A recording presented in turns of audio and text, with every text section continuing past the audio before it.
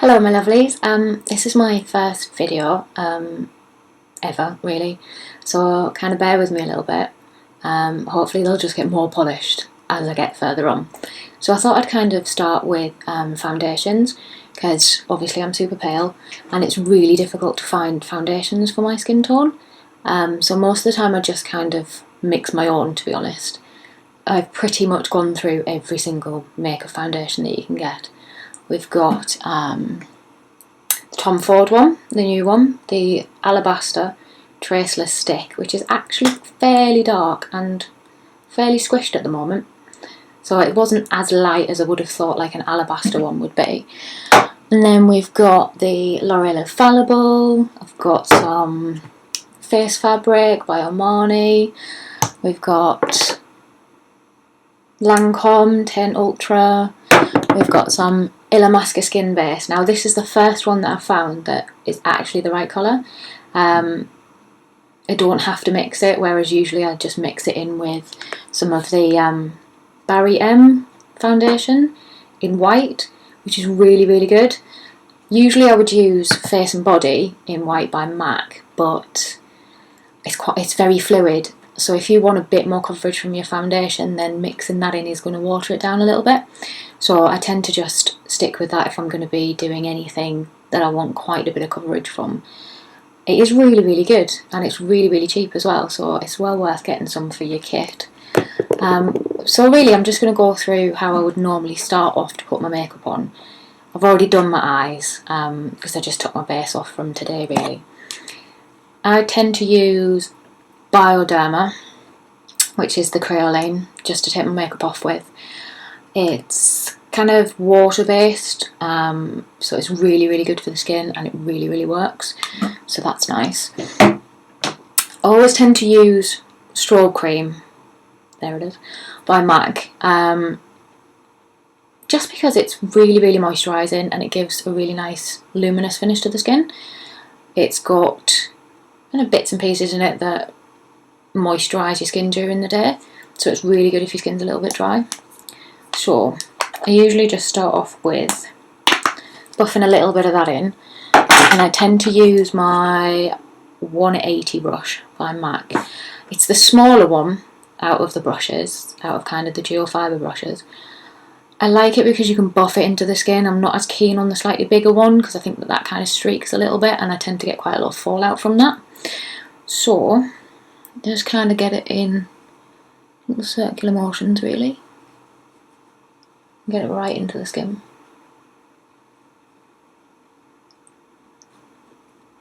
Now I tend to get quite a lot of like dryness around the nose area, which is a bit of a pain really, especially during the winter and as we change over.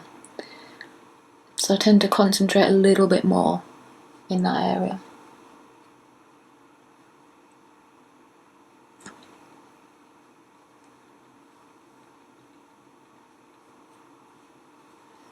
Okay, so with being so pale, I know that I don't tan, so I tend to use full protection on the face really. It's got an SPF 50 in it. It's a really nice primer, just to protect the skin really. If you know you're not going to tan, then there's not a massive point in trying really, so it's always best to use some protection on the face. So then we just give that a good buff in as well. I tend to find that it helps my makeup kind of go on a little bit more even and last a little bit longer when I use my primer. There we go. And if anywhere else on my skin is going to be showing, then I do tend to kind of use a factor 50, like down chest, that sort of area as well. So make sure that's nicely rubbed in. So what am I going to go for? I've got my little face and body that I've mixed up myself, so that's white face and body and C1 that I tend to use because I'm too pale for kind of MAC NC15, NW15 as well, because my skin's quite blue based, so the NW just comes up pink and the NC just comes up really yellow. So I like to have something that has got that white in it, kind of just to take any of the colouring down really.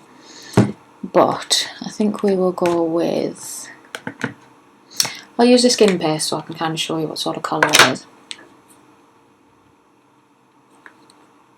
This is in the shade number 2, because number 1 is pure white. Number 2 is kind of white with a slight bit of pink to it.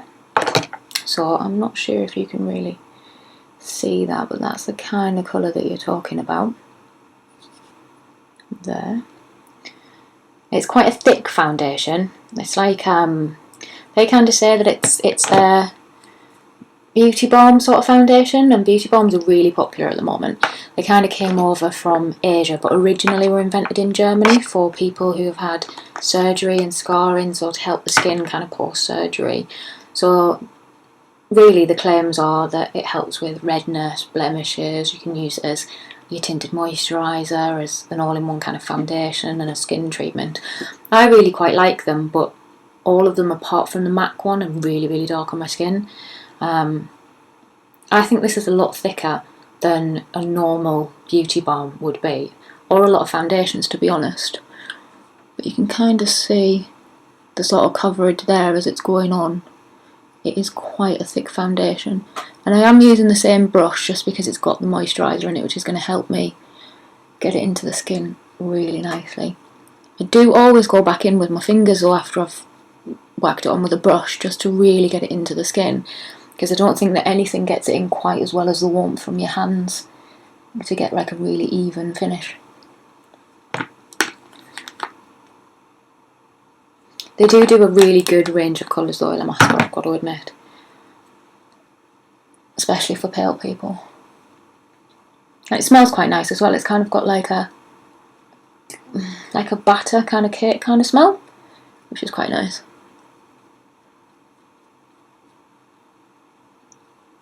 Unlike usual beauty balms, this one hasn't got an SPF in it, and I think they did that to give more coverage and for the different sorts of colours. So they sacrificed that just to give you a little bit more, really. And you can, if you want to, if you don't want to use your fingers, you can go back in with something like the MAC 169 brush and give it a proper buff-in with some natural hairs, and that'll kind of take any lines out of it that you might have. Although whenever you're using a natural hair with a cream, you will need to give it a good wash out afterwards, so the cream really, really gets stuck into the fibres of your brush.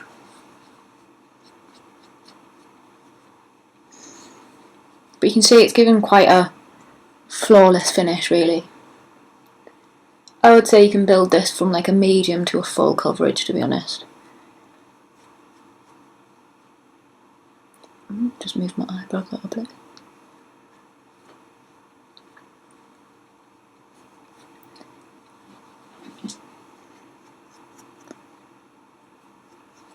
So you can see there's a couple of little brush hairs about the place there, because you will get a little bit of fallout when you're using natural hair brushes, unfortunately. And then I still do like to just perfect it a little bit with some fingers.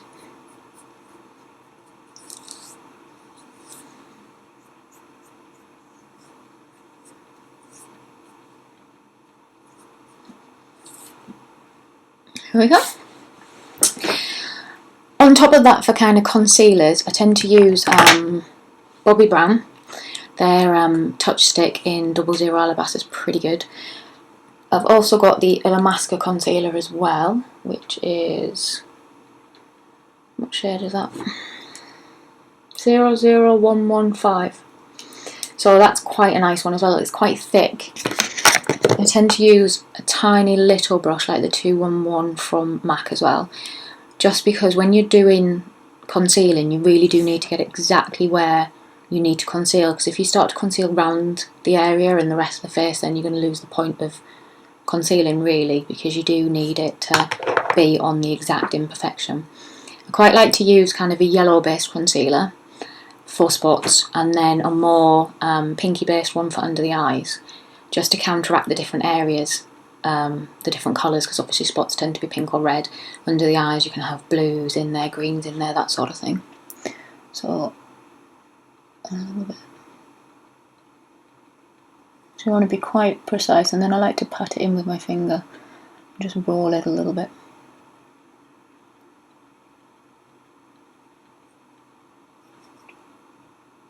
just to get it into the skin. Sometimes I quite like to use a little blending brush to do that. And I'd like my 217 brush. It's quite good for kind of buffing in, airbrushed effect to kind of spots and that sort of thing. Under the eyes, that one is a bit too thick, to be honest. You can use, if you want to, if you get the top of your foundations, they're usually a little bit like this. And there's a little bit of thicker foundation there where the airs hit it. If you get that onto your brush, you can actually use that as a concealer. And that'll generally match, obviously, perfectly to whatever foundation that you're using. So I'm going to use that under the eyes. And this is a brush from TG, Rocking Brush. It's kind of arrow shaped, so it's really nice to get into there with. And right under the lash. And then again on the other side.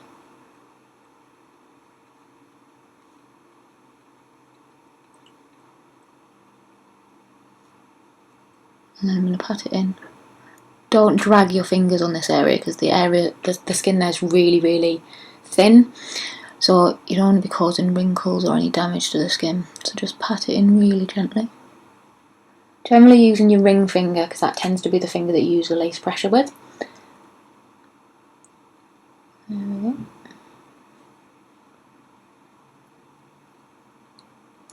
Now, depending on whether you want to use a powder or not, realistically, a powder only helps set your makeup for maybe an extra hour at that, and then you can't rework your makeup later on because you've already set it. But if you do have quite oily skin, or you really like your foundation, you just want it to be a bit more matte, then you can go over it with a little bit of powder. Wouldn't tend to put it on the cheeks, just because you kind of want your cheeks to have a little bit of a sheen to it, because that's quite useful and quite a nice glow, and it really does help with your blusher and that sort of thing, unless you're going to use quite a lot of heavy powder blusher, and then a little bit of face powder can help it blend in so you don't just get stripes of blusher everywhere. So this one is Shoe Remover, and I love this powder. It's absolutely gorgeous. They're colourless, translucent face powder, sheer, and it's just the finest milled powder that I've ever seen. It has got a really nice little sponge with it, and it comes with a little kind of shaker at the top of it. So I actually do quite like to use the sponge and just kind of roll it along the skin, and then under. Because it's so fine, it gives kind of a lovely effect rather than big chunks of powder all over.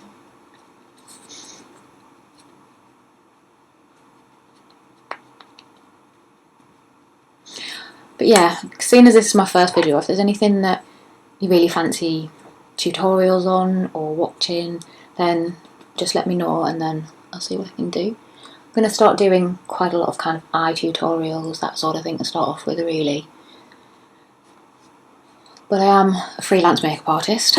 I've assisted on London Fashion Week.